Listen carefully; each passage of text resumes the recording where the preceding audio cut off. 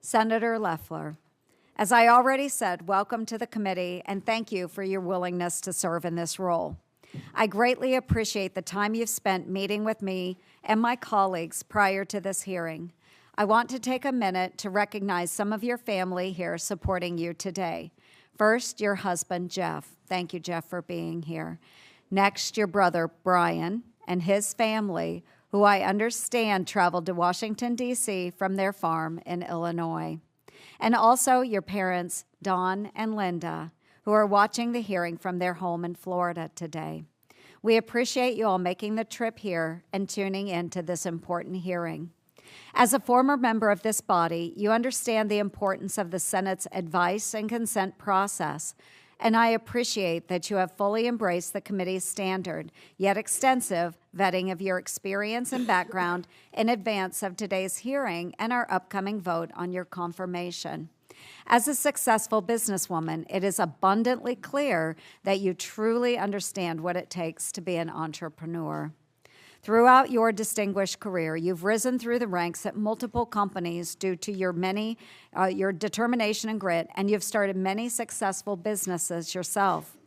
Most importantly, you understand what it means to be overrun by Washington's bureaucratic overreach, and that government must instead get out of businesses' way so they can thrive. Small businesses and their advocates are excited for your leadership. The committee has received several letters of support for Senator Loeffler's nomination. The mission of the SBA is to aid small businesses to ensure economic prosperity and free competition. Traditionally, SBA administrators' programs and services fall into three main buckets. There's counseling, contracting, and access to capital. While SBA once may have been characterized as a smaller agency, COVID small business programs made SBA a household name, as the agency received a whopping $1.1 trillion in taxpayer funding to assist small businesses during the pandemic. With that funding came big responsibilities, and I remain concerned the SBA under the prior administration failed to live up to its mission. I believe substantial reforms must be made to get the SBA back in shape, and that is going to require strong leadership. The Biden administration decided to turn a blind eye to COVID fraud and delinquencies, refusing to properly collect outstanding debt and fraudulent funds, which has huge implications to the taxpayer. Reports have indicated SBA charged off about $18.6 billion worth of idle loans in fiscal year 2024. Not once during the Biden administration was the SBA able to provide an accounting of their loans receivable and loans guarantees, which meant that the Government Accountability Office hasn't been able to even issue a financial audit of the agency since fiscal year 2020.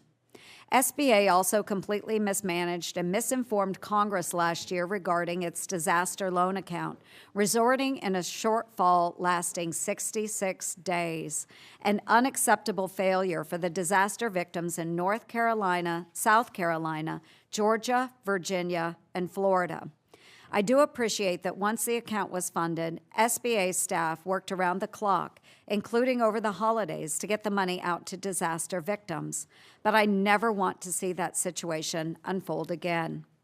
While SBA is failing, it also appears that its workforce continues to stay at home, while its more than 246,000 square foot Washington, D.C. headquarters sits empty.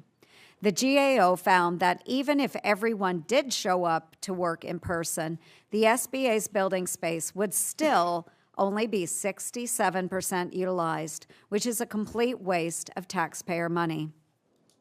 That is why I introduced a bill to relocate 30% of the headquarters workforce to the SBA district offices across the country and cut 30% of office space. The SBA has been completely out of touch with the real-world challenges of entrepreneurs, and while the Biden administration simultaneously let SBA employees stay home, they also added positions in Washington, D.C., while stripping offices in Iowa, New Hampshire, Utah, and other states. I would like to work with you, Senator Loeffler, on ways to ensure SBA is effectively utilizing its personnel and ensuring that small businesses in all parts of America are able to access SBA programs if they need them.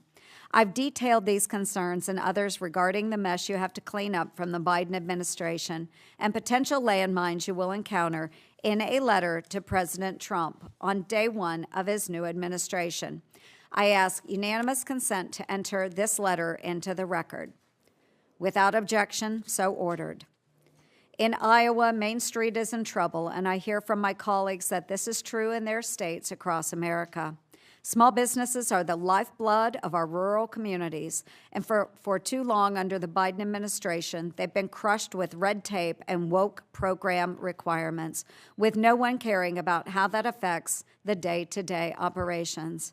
I see a great opportunity for the Trump administration and you, Kelly, to revitalize small businesses in America. Thank you again for being here, and I look forward to your testimony.